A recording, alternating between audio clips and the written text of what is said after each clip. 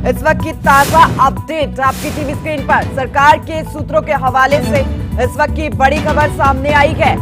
आतंकवाद के खिलाफ भारत का बड़ा फैसला सामने आया क्या, देखिए बड़ी जानकारी। आतंकी हमला बर्दाश्त नहीं किया जाएगा, सूत्रों के हवाले से ये बड़ी जानकारी आई है। भारत पर आतंकी कार्रवाई युद्ध मानी जाएगी, ये बड़ी जानकारी। देखिए बड़ी खबर है इस वक्त की, आतंकी कार्रवाई को एक्ट ऑफ वॉर माना जाएगा। सूत्रों के हवाले से ये खबर हम आप तक पहुंचाने का काम कर रहे हैं। आतंकवाद के खिलाफ भारत का ये बड़ा फैसला देखने को मिला है, आतंकी हमला बर्दाश्त नहीं किया जाएगा। सूत्रों के हवाले से ये बड़ी खबर है। देखिए भारत पर आतंकी कार्रवाई युद्ध मानी जाएगी, ये बड़ा फैसला है। आतंक के खिलाफ उसी की भाषा में भारत की ओर से जवाब दिया जाएगा, ये बड़ी जानकारी है। देखिए इस वक्त की बड़ी खबर है, आतंकी कार्रवाई को एक्ट ऑफ वॉर माना जाएगा। सूत्रों के हवाले से इस वक्त की बड़ी खबर है। देखिए ये आतंकवाद के खिलाफ भारत का बड़ा फैसला सामने आया है, आतंकी हमला बर्दाश्त नहीं किया जाएगा।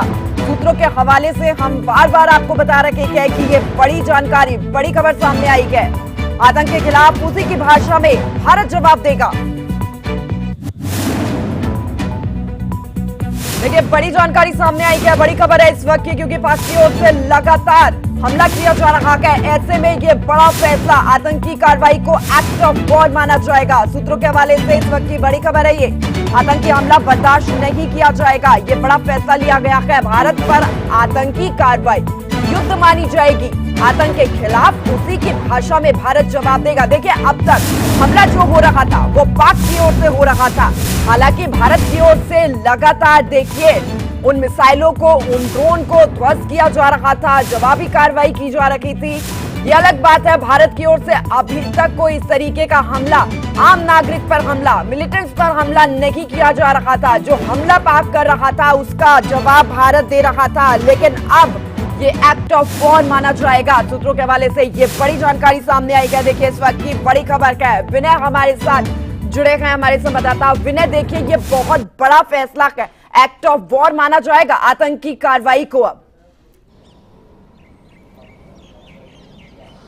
अब देखिए बिल्कुल इस तरह की जानकारी इंटेलिजेंस को मिल रही थी कि पाकिस्तान की तरफ से या फिर अन्य जो आतंकी संगठन हैं उनकी तरफ से देश में किसी तरह की आतंकी गतिविधि की जा सकती है, और उसी के तहत हमने ये भी सुबह अपने दर्शकों को बताया था कि सभी एयरपोर्ट की सुरक्षा भी बढ़ा दी गई है। तो ऐसे में भारत की तरफ से फैसला लिया है, क्योंकि प्रधानमंत्री की तीनों सेना प्रमुख और रक्षा मंत्री के साथ बैठक हुई, और उसके बाद ये माना जा रहा है कि फैसला लिया गया है कि अगर कोई भी आतंकी हमला होता है तो उसको युद्ध माना जाएगा। अभी तक जो लड़ाई हो रही थी भारत पाकिस्तान के बीच, जो तनाव चल रहा है, वो पाकिस्तान की तरफ से जो ड्रोन और मिसाइलें भारत में फेंकी जा रही थी, भेजी जा रही थी, उनकी जवाबी कार्रवाई भारत की तरफ से की जा रही थी, यानी कि भारत अभी तक जवाबी कार्रवाई कर रहा था। लेकिन जिस तरह के इनपुट आए और जिस तरह की इंटेलिजेंस को पता चला कि किसी आतंकी हमले की भी तैयारी में पाकिस्तान है, और इसीलिए भारत की तरफ से फैसला लिया गया है कि अगर किस तरह का आतंकी हमला होता है तो उसको युद्ध माना जाएगा, यानी कि फिर भारत की तरफ से कार्रवाई और ज्यादा तेज हो जाएगी। अभी तक जवाबी कार्रवाई है, फिर भारत की तरफ से हमला सीधा बोल दिया जाएगा, और यही बात अब तक सामने आ रही है कि आतंकी हमले को भारत ने तय कर लिया है कि युद्ध माना जाएगा, और उसके लिए भारत पूरी तरह से तैयार है। जी ठीक है विनय, आप बने रहिए। खास मेहमान भी हमारे साथ जुड़ चुके हैं, retired captain SP Tyagi ji हमारे साथ जुड़ चुके हैं। सर बहुत स्वागत है आपका सूर्य समाचार पर। देखिए बड़ा फैसला है, एक्ट ऑफ वॉर माना जाएगा। अभी तक तो जवाबी कार्रवाई भारत कर रहा था, इसके क्या मायने होते हैं, एक्ट ऑफ वॉर को किस तरीके से देखते हैं?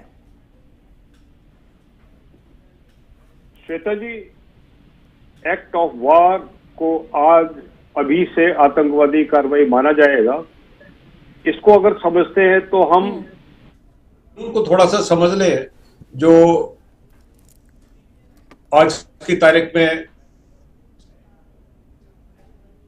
भारतीय न्याय संहिता कहलाती है, पहले डिफेंस बड़े विस्तार से समझाया गया है जी, और राइट टू प्राइवेट डिफेंस जो बताया गया है उसी के समानांतर आप ये मान के चलें कि अंतर्राष्ट्रीय कानूनों में भी इस तरह के प्रावधान दिए गए हैं कि जहां देश अपनी रक्षा के लिए, अपने नागरिकों की रक्षा के लिए वो सारे भरसक प्रयास करने के लिए स्वतंत्र है जिसमें उसको युद्ध करना भी जहां जरूरी हो तो करे, क्योंकि वैसे अंतर्राष्ट्रीय कानून ये कहता है कि एक तरफा युद्ध की कार्रवाई अंतर्राष्ट्रीय कानून के हिसाब से एक अपराध है जी।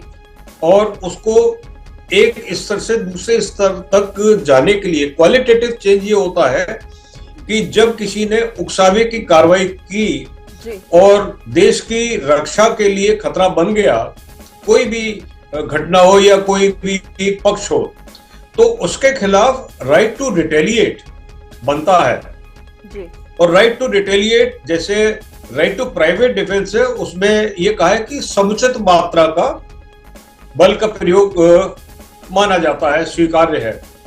तो समुचित क्या होगा वो भी बताया जाता है कि जिस प्रकार का खतरा होगा उसी प्रकार के बल का प्रयोग किया जा सकता है। ऐसे ही अंतर्राष्ट्रीय कानून में भी ये बताते हैं कि राइट टू रिटेलिएट आपका एक लिमिटेशन के साथ आता है, एक सेंस ऑफ रेस्पॉन्सिबिलिटी के साथ आता है कि आप अपने सार्वभौमिकता और अपने नागरिकों की रक्षा के लिए बल का प्रयोग कर सकते हैं, लेकिन ये समानुपात में होना चाहिए। लेकिन एक स्टेज जब आती है तो राष्ट्र ये घोषित कर देता है कि अब या तो हम युद्ध में हैं या फिर ये कि दुश्मन की उकसावे की कार्रवाई को युद्ध माना जाएगा। तो आज की ये जो अभी विज्ञप्ति आई है, मेरे पास भी ये विज्ञप्ति आई थी और आप ये मान के चलिए कि भारत का जो भी आत्म नियंत्रण था वो उसकी आखिरी कड़ी है ये, क्योंकि इसके अलावा या तो ये है कि जैसे पाकिस्तान ने बड़े फेमसली प्रेसिडेंट खड़े होकर ऐलान कर दिया और पूरी दुनिया को बता दिया वी आर एट वार, ये 3 शब्दों का प्रयोग किया, पूरी दुनिया को मालूम पड़ गया। एक तो ये तरीका है कि भारत ये डिक्लेयर करे वी आर एट वार, लेकिन भारत का इतिहास बताता है, भारत की सभ्यता संस्कृति ये बताती है कि हमने कभी युद्ध शुरू नहीं किया, हमने कभी भी आक्रांता के रूप में किसी भी युद्ध की कार्रवाई में प्रवेश ही नहीं किया। तो आज भी वो आत्म नियंत्रण की बात है और पूरा विश्व समुदाय इसके लिए दृष्टि से देखेगा, सम्मान की दृष्टि से देखेगा कि इतना आत्म संयम दिखाया है, इतना हमने आत्म नियंत्रण दिखाया है, हमने इतनी गंभीरता दिखाई है कि आज भी कोई छोटा मोटा देश होता तो वो कहता कि युद्ध की ये सारी परिस्थितियां युद्ध के प्रारंभ मान लिए जाए। लेकिन अभी भी ये शायद अंतिम चेतावनी है और ये अंतिम चेतावनी है कि अब जो भी आतंकवाद की घटना होगी वो युद्ध के समान रूप ही उसका उत्तर दिया जाएगा।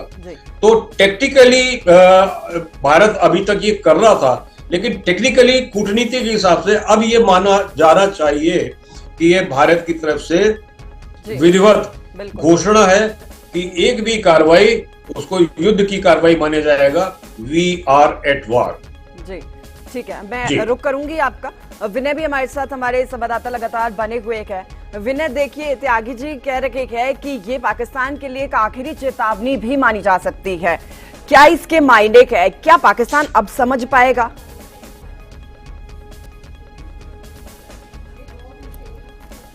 पाकिस्तान कितना समझता है या नहीं ये कह पाना मुश्किल है, लेकिन इसमें कोई दो राय नहीं है कि भारत की तरफ से पाकिस्तान के लिए ये आखिरी चेतावनी है, क्योंकि भारत ने साफ कर दिया है कि आतंकी हमले को भारत की तरफ से युद्ध माना जाएगा। यानी कि भारत ने आर पार की स्थिति को लेकर अपना रुख साफ कर दिया है और जिस तरह से लगातार भारत और पाकिस्तान की सीमा पर तनाव बढ़ता जा रहा है, पाकिस्तान की तरफ से हमला किया जा रहा है, पाकिस्तान के हमलों को भारत बेजोड़ तरीके से जवाब दे रहा है। लेकिन ये भी जानकारी आ रही थी, ये भी इंटेलिजेंस की रिपोर्ट आ रही थी कि भारत के अंदर आतंकी हमला कराने की तैयारी में पाकिस्तान है और इसी को लेकर सुरक्षा भी, चाहे देश की राजधानी दिल्ली के तमाम ऐतिहासिक स्थल हो, देश के सभी एयरपोर्टों इनकी सुरक्षा बढ़ाई गई है, क्योंकि इस तरह की इंटेलिजेंस आतंकी हमले को लेकर भारत के पास इनपुट है।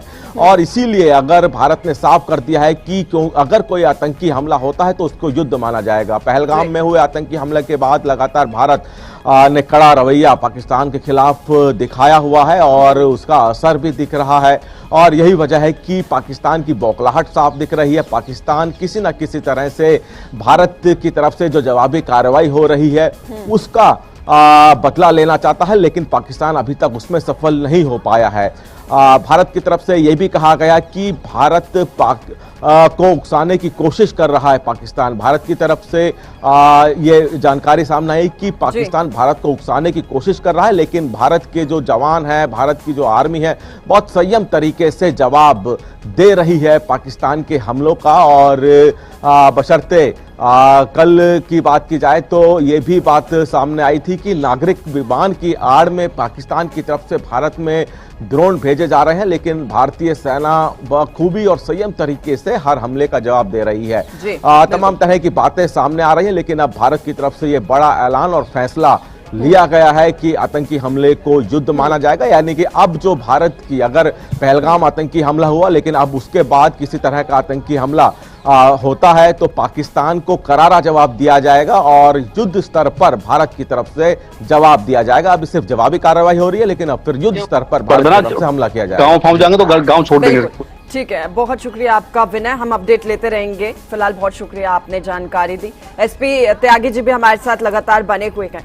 त्यागी सर, देखिए, क्योंकि एक्ट ऑफ वॉर कोताक है, हमला कोताक है, तो हमले में कुछ रूल्स रेगुलेशंस होते हैं, कुछ नियम कायदे कानून होते हैं, जिसमें कुछ बातें होती है। मैं चाहूंगी कि आप दर्शकों को वो भी बताएं कि किन नियम कायदे कानूनों को मानना भी बहुत ज्यादा जरूरी होता है। सबसे पहले तो रेफरेंस पॉइंट आता है, अगर देश युद्ध में है या किसी देश को युद्ध में धकेला जाता है तो सबसे पहला रेफरेंस पॉइंट आता है वो ये जेनेवा कन्वेंशन।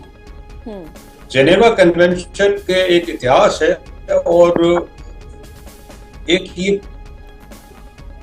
प्रयास था कि जब दो देश या दो से ज्यादा देश युद्ध में हो, एक दूसरे के खिलाफ लड़ाई शुरू हो जाए, हथियारों का प्रयोग हो जाए, तो फिर भी मानवता के नाते क्या क्या कृत्य उनके उनको किन किन सावधानियों का पालन करना चाहिए, ये सारी बातें जेनेवा कन्वेंशन में आती हैं और उनके भिन्न भिन्न वो शर्तें हैं, उनके जो सेक्शन है वो डील करते हैं।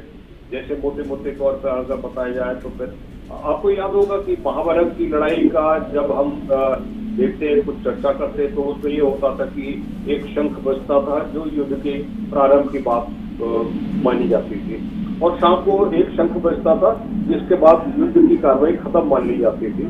और फिर ये था कि ये युद्ध का समय निर्धारित था और ये भी कुछ शर्तें थी, वो बड़ी आदर्शवादी शर्तें थी, युद्ध की शर्तें, लेकिन शायद इस तरह की और देशों में भी कुछ शर्तें थी।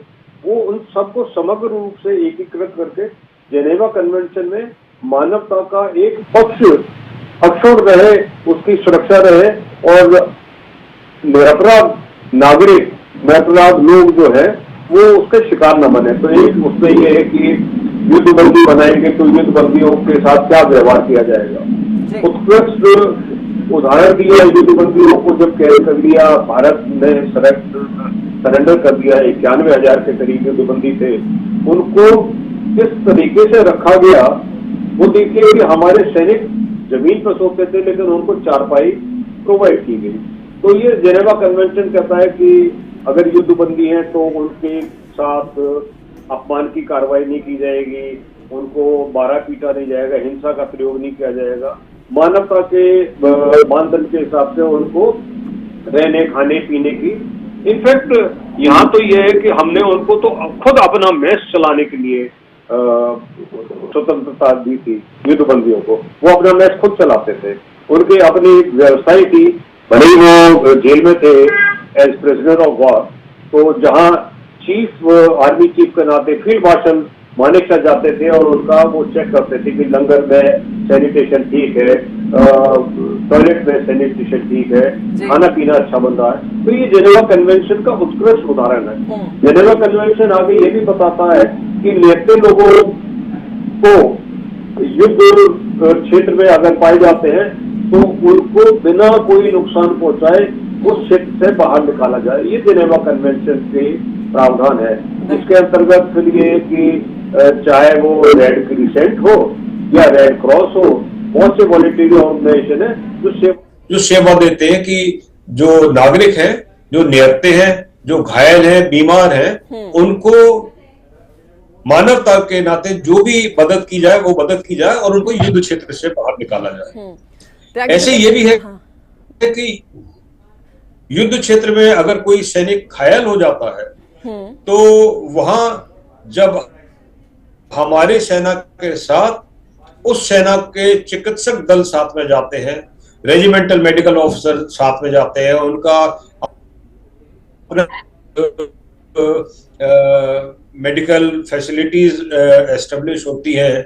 ये सारे जो है सिर्फ भारतीय सैनिकों के लिए नहीं होते हैं, क्योंकि जिनेवा कन्वेंशन ये भी प्रावधान करता है कि जो भी घायल है उस घायल को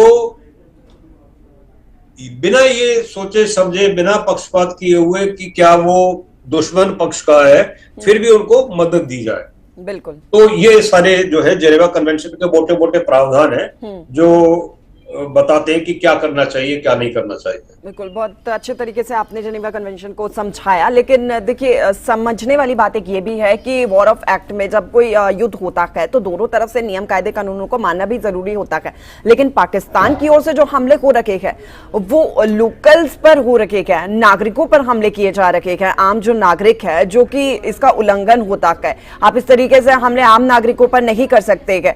जो हमारी कुछ शहरों पर हमले किए हैं पाकिस्तान ने, वो नहीं कर सकता है। अगर भारत ही एक ओर से ही अगर सारे जो नियम कायदे हैं वो माने जाए और दूसरी ओर से पाकिस्तान, क्या लगता है आपको कि मानेगा? पाकिस्तान तो शायद वो देश है जो हर रूल्स रेगुलेशन को तोड़ने के लिए जाना जाता है। जी, दरअसल पाकिस्तान को कैसे हैंडल किया जाए ये बड़ी चर्चा में है ये बिंदु, और 5-6 दिन से हम लोग यही चर्चा कर रहे हैं कि पाकिस्तान का कोई किया जाए। तो ऐसे में बस एक ही सुझाव मेरे दिमाग में आता है और वो ये है कि शठे शाठ्यम समाचरेत, जो शठ है उसके साथ इसी तरह का व्यवहार करना चाहिए जैसा वो व्यवहार कर रहा है। लेकिन फिर भी बात वही आती है कि हम भारतीय, अगर सरकार आदेश भी कर दे कि इनको मारो, बीमार हैं, अपाहिज हैं, लाचार हैं, इनको भी मार दो, पहली बात तो सरकार नहीं है। भी मालूम है कि अगर कोई ऐसा आदेश आ भी गया, मान लिया जाए कि ऐसा कोई आदेश आ भी गया, तो क्या भारत के सैनिक इस बात को मानेंगे? क्योंकि भारत के सैनिक भी अपने उच्च आदर्शों को, उच्च मानदंडों के साथ उस समाज के हिस्सा है जहां बचपन से ही कुछ आदर्श उनको घुट्टी में पिलाए जाते हैं। सारी जिंदगी बूढ़े हो जाएंगे लेकिन वो गलत काम हमसे नहीं कराया जाएगा। हम पूर्व सैनिक हैं, हम मानते हैं कि हमने अपनी सेवा के दौरान में और आज भी कसम खाई हुई है कि वो उच्च मानदंडों को अक्षुण्ण रखेंगे। भारत की सभी सेनानियों का ट्रेनिंग का हिस्सा यही है, उनका जज्बा यही है कि गलत काम वो नहीं कर सकते। हाँ, गलत काम को बर्दाश्त भी नहीं करना है, लेकिन अनुशासन में बंधे हुए इसलिए आदेश की प्रतीक्षा रहती है। एक और मैं आपको उदाहरण बता दूं जी, कारगिल के समय में यही नापाक देश था जिसने अपने, जिनको वो शहीद कहते हुए उनका मुंह सूख जाता है, उन्हीं शहीद सैनिकों की डेड बॉडीज को लेने से मना कर दिया था। आपको पता होगा, बहुतों को याद भी होगा कि कारगिल की ऊंची पढ़ाई जो पहाड़ियां हैं जहां चढ़ के पानी लेकर और रसद लेकर पहुंचना भी मुश्किल होता है, वहां इनको गड्ढे खोद कर इनकी कब्र बनाई गई। नमाज़े जो धर्म के हिसाब से इस धर्म को मानने वाले भी नहीं थे, उन्होंने भी मानवता के नाते नमाज़े फातिहा पढ़ा और इनको कब्र नशीन किया।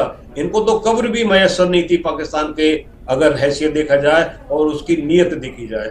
ये बड़े बेईमान है, ये अव्वल दर्जे के, ये नराधम है, नर पिशाच है, ये इनका कोई आदर्श नहीं है। इनका तो एक ही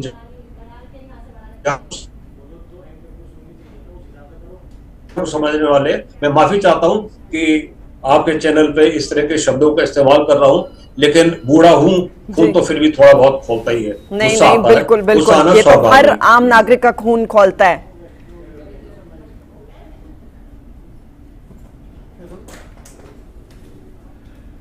जी, अपनी बात को कंप्लीट कीजिए आप सर। जी, आप मेरे से करिएगा। जी जी जी, आप अपनी बात को कंप्लीट कीजिए, आप कुछ कहने जा रहे थे। नहीं, मैं आपके तो प्रश्न की प्रतीक्षा कर रहा था। जी अच्छा त्यागी जी, क्योंकि देखिए अगर ऐसा होता, वॉर जब होती है तो दोनों तरफ से देखिए सभी नियमों को मानना भी जरूरी होता है, लेकिन जैसा कि आपने ये जिक्र भी किया कि भारत जो वासी होते हैं, जो भारत की सेना है, सुरक्षा बल होते हैं, वो ना गलत करते हैं ना गलत को बर्दाश्त भी करते हैं। लेकिन अगर कोई नियम तोड़ता है युद्ध में तो उसके उल्लंघन पर क्या उसको सजा दी जाती है या उसके आगे क्या प्रावधान होता है? देखिए, मर्यादा पुरुषोत्तम श्री राम ने हमारी सेनाओं को, सेनाध्यक्षों को, राजनीतिक नेतृत्व को पहले ही एक बता, और वो प्रकरण वो था कि 3 दिन पूजा करने के बाद भी रामचंद्र जी मार्ग मांग रहे थे समुद्र से, और समुद्र जो है अपने ही अहंकार में था। तो 3 दिन की पूजा के बाद, प्रार्थना के बाद, फिर रामचंद्र जी ने यही कहा कि विनय न मानत जलद जड़, गए 3 दिन बीत, बोले राम सकोप तब, भय बिन होए न प्रीत।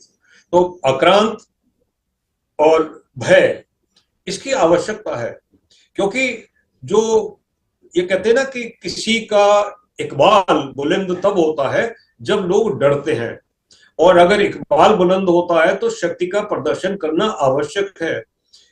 किसी भी प्रकार के सौम्य रूप के देवता को भी देख लीजिए, बिना हथियार के तो वो है नहीं। भारत के जनमानस में अगर अपने हम भगवान का स्मरण करते हैं तो हमारे भगवान का स्मरण हमेशा उनके हथियार के साथ होता है। उनको भी मालूम है कि do act of kindness, but only those who are powerful can undisturbedly do the act of kindness. तो हमें तो सहायता करने के लिए भी सशक्त होने की जरूरत है। और अब तो जब दुश्मन इतना मूर्ख हो, दुश्मन इतना घमंडी हो और फुल ऑफ एयर जैसे इंग्लिश में कहते हैं, तो उसको हैंडल करने का एक ही तरीका है, 30 मारे जाए 3 गिने जाए। अभी बल का प्रयोग शुरू नहीं हुआ है, लेकिन अब इस विज्ञप्ति के बाद जब ये ऐलान कर दिया कि any act of terrorism would be considered act of war, तो अब इसका मतलब ये हुआ कि ऐसी कोई घटना की आप इंतजार ना करें कि जो पहलगाम में हो गई, आगे और गोली मार के चले गए। अब भारत के अंदर जो गोली मार के चले जाने वाला वो सीन खत्म। अब तो भारत के पार भी जो हो रहा है, जो ड्रोन आ रहे हैं, जो मिसाइल आ रहे हैं, जो फ्लाइट हमारे एयर स्पेस को इंट्रूड करने की कोशिश कर रहे हैं, वो सारे एक्ट ऑफ वॉर है। अब ये शाम की 5 बजे के करीब ब्रीफिंग होती है, अभी इस समय बचा रहा है। आप भी शायद इंतजार करेंगे कि ब्रीफिंग में क्या है। 5 बजे की ब्रीफिंग का इंतजार कर लीजिए, और मैं तो ये कहूंगा कि रात को जरा जागते हुए सोइए। जी,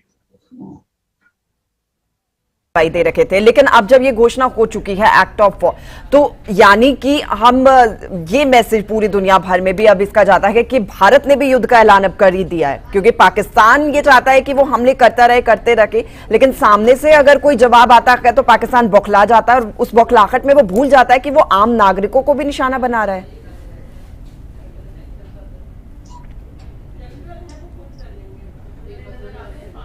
अब ऐसा है कि कोई ये डायलॉग तो चल नहीं रहा पाकिस्तान के साथ कि हम ये कहें कि भाई तुमने ये नहीं करा, हम तो ये आपसे उम्मीद कर रहे थे।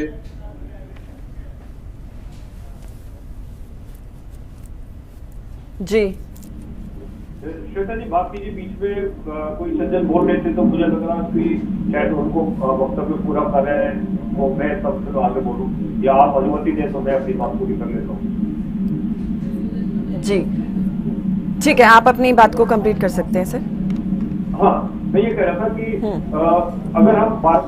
अगर हम बार बार ये इसी बात को कहें कि हम तो ये सब कुछ कर रहे हैं लेकिन पाकिस्तान कुछ नहीं कर रहा, पाकिस्तान से कुछ ना करने की ही अपेक्षा रखनी चाहिए। कुछ करने की अपेक्षा का तो सवाल ही पैदा नहीं होता।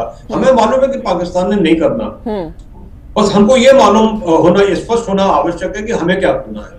और उसके लिए मुझे पूरा विश्वास है कि आज जब ये सीडीएस मिले, तीनों एयरफोर्स, नेवी और आर्मी के चीफ मिले साथ में, अब ये एक आप कन्वेंशन मान लीजिए कि जब भी मुलाकात होगी प्रधानमंत्री के साथ, भारत के प्रधानमंत्री के साथ, तो तीनों सेनाध्यक्ष अलग अलग या एक साथ नहीं मिलेंगे। सीडीएस का साथ होना जरूरी है, एनएसए का साथ होना जरूरी है। ये नॉर्मल मीटिंग नहीं है। नॉर्मल भी जब मीटिंग होती है तो ये एक भारत के जो प्रणाली विकसित की है, जो तरीका विकसित किया गया है, राजनीतिक नेतृत्व सैन्य नेतृत्व से अकेले में नहीं मिलता है जी। ये मैं एक बात कह रहा हूं जो आपके श्रोताओं को और आपको भी याद रखनी होगी कि एक ये व्यवस्था बनी हुई है और बड़ी सुदृढ़ व्यवस्था बनी हुई है कि भारत का राजनीतिक नेतृत्व सैन्य नेतृत्व के साथ, किसी अकेले सैन्य अध्यक्ष के साथ, चाहे वो नेवी का, एयरफोर्स का हो या आर्मी का हो, अकेले में नहीं मिलेगा। इसमें बहुत सारी गंभीर परिस्थितियां और उनका आकलन करके ये व्यवस्था की है। तो आज जब मिले दोपहर को तो चैनल ये चला रहे थे कि तीनों आर्मी चीफ प्रधानमंत्री से मिले हैं। उस वक्त मुझे ये कहना जरूरी हो गया कि जब ये मिलेंगे तो साथ में सीडीएस भी होंगे, एनएसए भी होंगे। आज सीडीएस का इंस्टीट्यूशन बड़ी इंपॉर्टेंट पोजीशन में है और इसकी उपयोगिता जब ये शुरू हुआ था तो लोग बड़े सवाल उठा रहे थे, विपक्षी दल बड़े सवाल उठा रहे थे कि सीडीएस का रोल क्या होगा, ये यूजलेस है, सेरिमोनियल पर्पस के लिए है या फिर किसी की ईगो को सेटिस्फाई करने के लिए है। ऐसा नहीं है।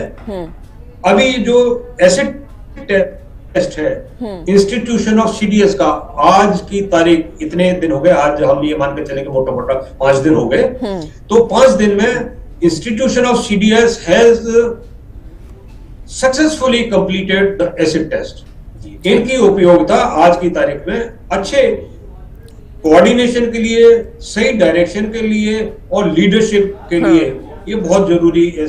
बिल्कुल बिल्कुल, यही मेरा अगला सवाल भी आपसे थे आगे जी। मैं समझना चाहूंगी कि जब किसी भी देश की सरकार को या फिर पॉलिटिकली सपोर्ट मिलता है एक बैकबोन की तरह, तो सुरक्षा जो फोर्स होती है वो और भी ज्यादा मोटिवेट होती होगी, इससे कितनी मजबूती मिलती है?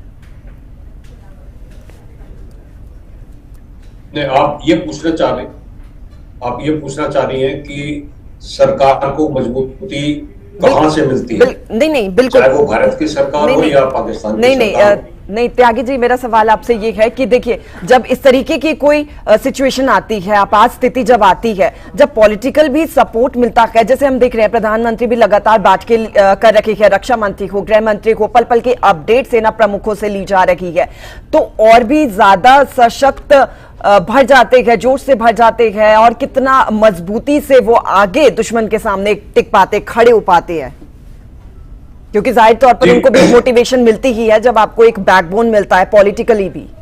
सही बात। ऐसे परिस्थिति में आप ये देखिए कि जब बॉर्डर पे एक जवान राइफल का बट कंधे पे रख के उसकी शिस्त लेता है, यानी कि टारगेट को फिक्स करता है और देखता है कि गोली मुझे कहां चलानी है, उस वक्त वो पीछे मुड़ के नहीं देखता है कि मेरा समर्थन कौन कर रहा है। उसे पूरी तरह से यह विश्वास होता है कि मेरे हर प्रयासों का समर्थन भारत की जनता कर रही है।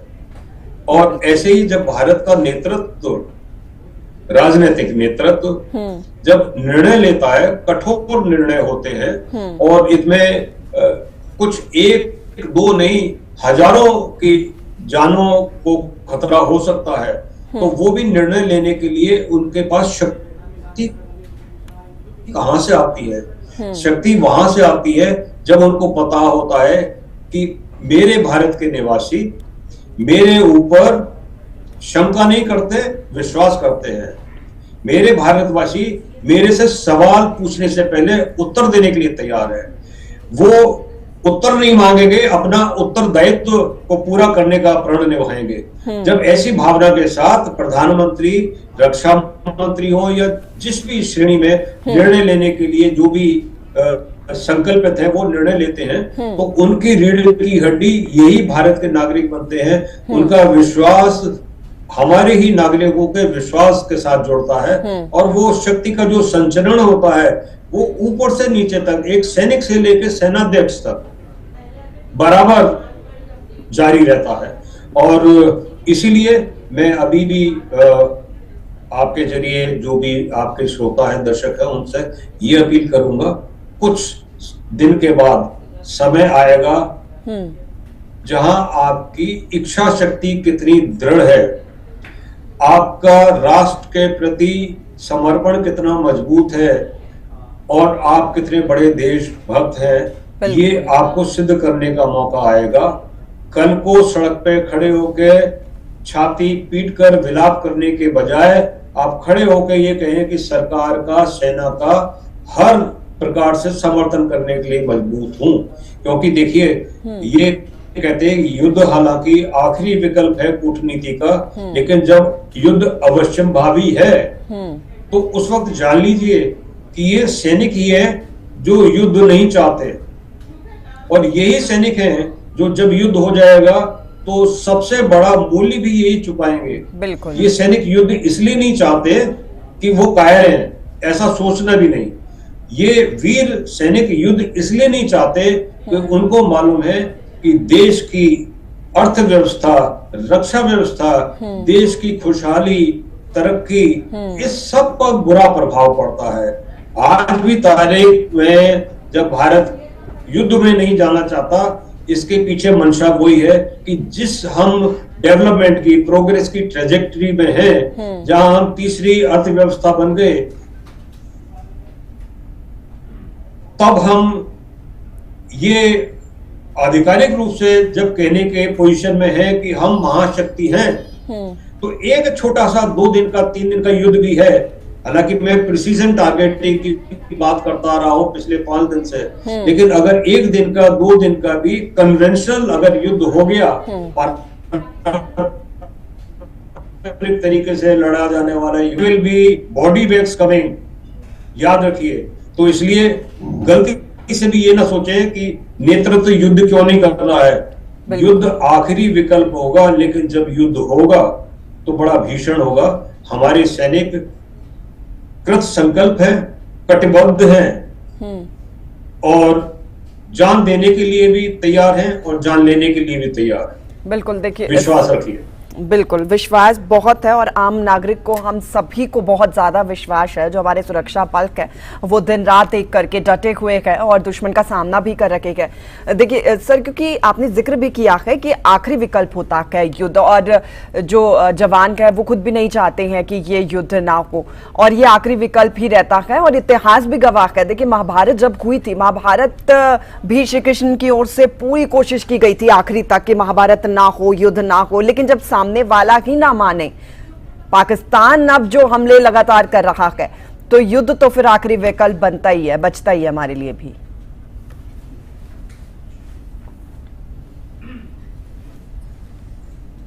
तो इनफैक्ट मैं 87 की बात,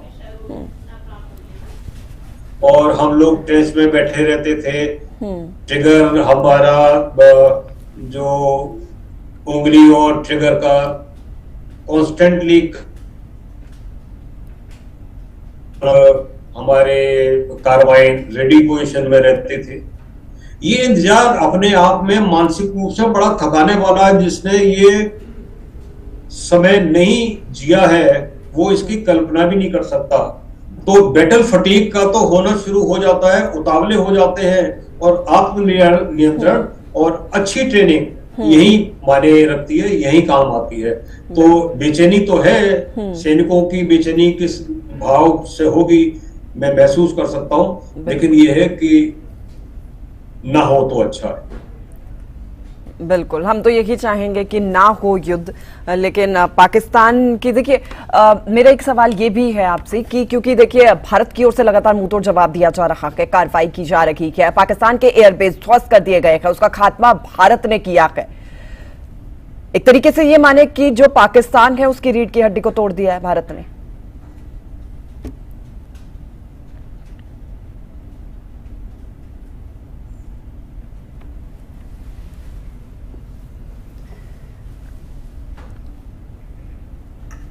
त्यागी सर, आप तक मेरी आवाज पहुंच पा रही है? अगर आप मेरी बात ठीक से सुन पा रही तो मैं आगे जारी रखूं। जी जी जी, अब आ रही है, पहले आपकी आवाज कट गई थी। अच्छा जी कंटिन्यू। हाँ जी। तो हाँ, मैं ये बात कह रहा था कि अभी तक जो हुआ है, भारत ने पाकिस्तान की सीमा रेखा के अंदर जाके काफी ऐसे, जी मैं डिस्कनेक्ट हो रहा हूँ। जी आपकी आवाज आ रही है मुझे अभी? जी आवाज तो आ रही है, लेकिन मेरी एंड से वीडियो ही खत्म हो गया। अच्छा अच्छा, कोई बात नहीं, आप फिर से हम कनेक्ट करने की कोशिश करेंगे।